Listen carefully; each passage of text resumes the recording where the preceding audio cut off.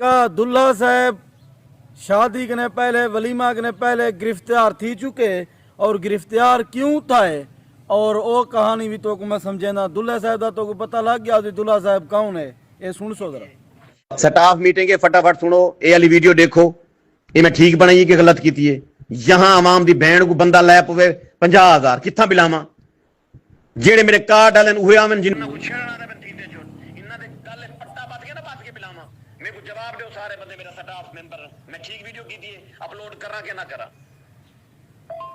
सुन सो जल्दी जवाब दो सारे स्टाफ वाले मैं देता बेटा तो रिपोर्टिंग ये वाला फैसला मैंने ठीक है कि गलत है मैं देवा आवाम दी भेज ला ना आवाम सब चीरना दी पई बजाय ने कि आवाम मारका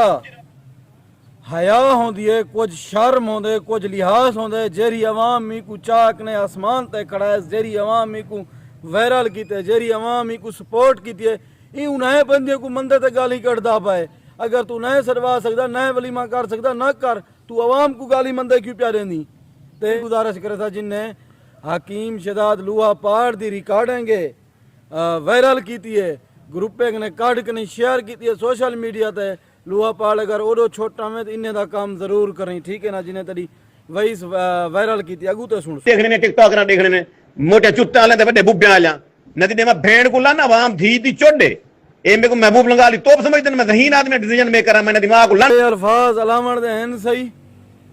देखड़िया कंजा देखड़े ने तेरिया देखण अंदर मैं लोहा पहाड़ साहब ब्याह उता कंजा अंजा पान तेरिया देखड़े ने मोटियां वालियां भावे पतलियां वालियां ए मेरे को महबूब लंगा ली तोप समझते मैं ज़हीन आदमी डिसीजन मेकर मैंने दिमाग को लांडे दे आवाम दी को एक मिनट फैसला बदल तू ज़हीन होवन दे नाल नाल वड्डा है कि बेगैरत भी ही में सुन सो वाला बंदा जवाब दो ठीक कीते गलत कीते अपलोड करा ये वीडियो ना करा यहां आवाम दी सीटी है ए मार का कह को आदा पे जवाब दियो हैकी वीडियो बनाई है इंदा ग्रुप पे जरा इंदे पूरे अमले दा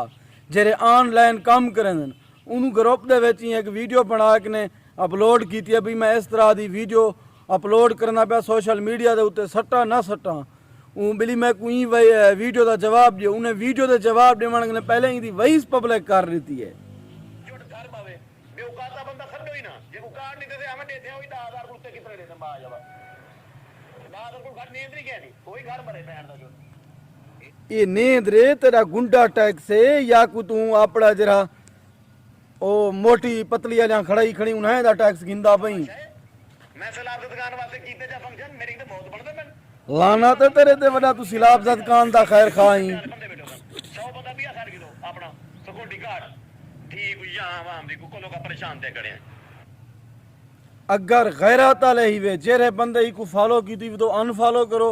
जेरे बंदे ही को अप्रीशिएट करनो इंदी सपोर्ट करनो बोड ते मर वणो यो जा बंदे दी सपोर्ट करण तू मैं पहले दी मार खड़ा मैं के बंदा फराडिया है धोखा है कहीं दा खैर खा के नहीं सिर्फ अपना मफाद ते अपना मतलब दे दे ई क्यों इतना शादी दे उत्ते फंक्शन की ते भी अपना मजूना भी चेसा अगर शादी दे उत्ते करोड़ रुपया खर्चा करे सा ते 50 करोड़ कमाए सा भी 10,000 दी नींद कने घाट कोई आवे ना वीडियो को शेयर करे सो